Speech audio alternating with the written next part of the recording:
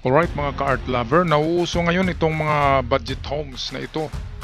Itong mga bahay na gagastos ka lang ng 100,000 or less than 100,000. So ano nga ba ang mga materials na ginagamit dito? Bakit halos hindi ito umabot ng 100,000 at nakatayo na siya, pwede nang titirhan? Okay, bago tayo magpatuloy, shout out kay Ref Igay Mix TV.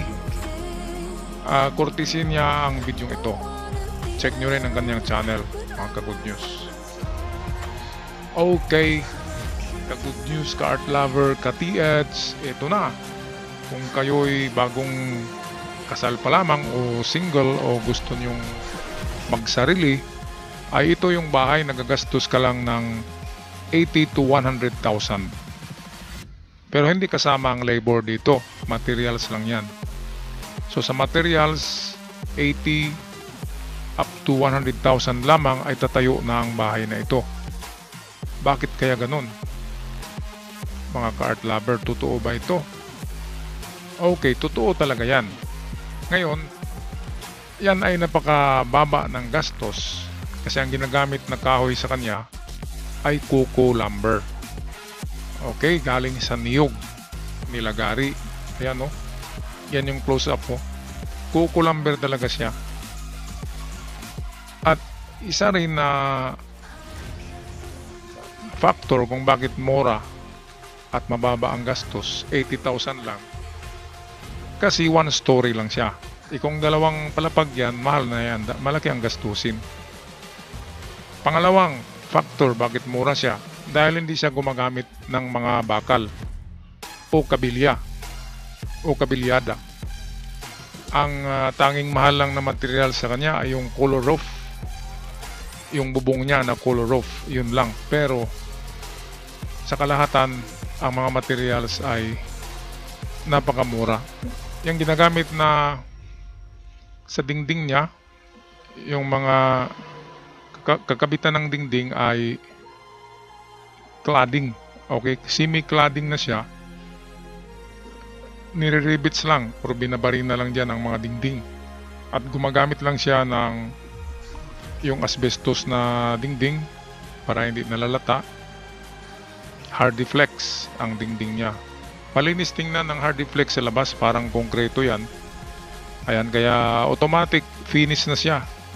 Smooth na. Kasi kung hindi Hardiflex ang gagamitin nyo, magpipintura pa kayo. Pinturahan nyo pa ang plywood. Kung hollow blocks man yan, ay i-finish nyo pa. Kaya lalong lalaki ang gastos. Ang Hardiflex na dingding, matibay din yan, lalo na sa ulan. Hindi yan narurupok kaagad kasi asbestos. Ngayon, para maganda tingnan ay dinagdagan ng 3 pile ng hollow blocks para meron siyang accent. Tingnan sa malayo parang half concrete ang structure na ito, pero talagang ordinaryong structure lang siya, made of kuko lumber. At para mas malinis ay i-double wall ng plywood ang loob nito. Kasi kung Hardiflex ang inyong i-interior nito, kung gagamitan nyo rin ng Hardiflex ang loob, ang Hardiflex ay made of asbestos. Masama siya sa kalusugan natin. Kaya hindi pwedeng gawing dingding sa loob ng bahay ang asbestos. So maganda ay yung plywood lang. Plywood lang talaga. Or lawanit. Pero wag yung asbestos sa interior. Kasi may mga fibers yan na asbestos. At malanghap natin yan. Masama sa lungs. Okay, so ayan na. Patapos na siya. Meron ng mga yung cladding ginagamit sa kanya instead ng mga kahoy. Madali kasi ang cladding, nire-rivets lang yan. Pero aminin natin na kapag bagyo ay magtalsikan kaagad yung mga claddings na yan. Yun, yung ginagamit dyan ng mga parang bakal na manipis. Matibay pa dyan ang kuko lumber, pero mahirap gawin ang kuko lumber at hindi malinis. Pero sa cladding style, malinis siya at moderno tingnan. Okay, yung kanyang kisame sa labas ay pwedeng gawing hardiplex din ang labas ng kisame, yung undernet sa kanyang bulada or itong overhang niya ay asbestos din ang gamitin para malinis tingnan. Okay, so 70% na ito ang design, 70% complete na ito. So mayroon ng bubong, mayroon ng titirhan, mayroon ng kusina, at mayroon na ring comfort room. Ang kulang na lang dito ay mga finishing touches like glass sa bintana para mas maganda tingnan, sliding window ang ilagay para moderno ang dating. Ayan, at yung natitirang mga kahoy dyan na made of kuko na mga kahoy yan, yung mga birandilyas niya, biranda, of course pipinturahan yan. At kapag pipintura tayo, matagdagan na ang gastos. So hindi na 80,000 yan, yan ay more than 100,000. Pero ganun pa rin, mababa pa rin na halaga ang 100,000.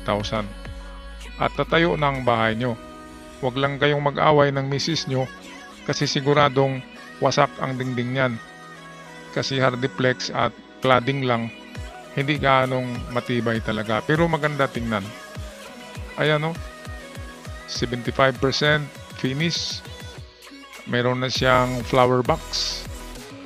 Ayan, pag meron na yung, ayan, may mga flower na oh, maganda na at meron ng lightings. Okay, so yan yung kanyang plan. Napakasimpleng bahay para sa mga bagong kasal, pwede yan. Kaya kopyahin nyo na lang ang ano niyan, ang floor plan at saka perspective niya para may pakita nyo sa inyong mga panday or sa inyong arkitekto para kayo makamura. Okay, so hanggang sa muli mga ka-art lover, ako'y magpaalam na. Huwag kalimutan mag-subscribe sa channel para palagi kayong updated sa mga bagong uploads. Paalam!